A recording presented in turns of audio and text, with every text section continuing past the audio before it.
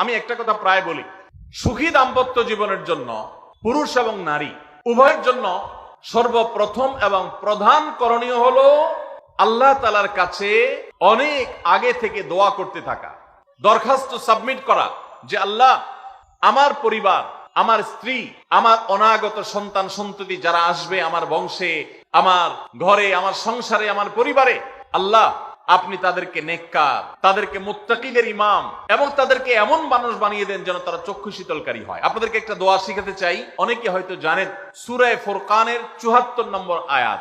সূরার নাম কি বলেছি? ফুরকান। আয়াত নম্বর কত বলেছি? ৭৪।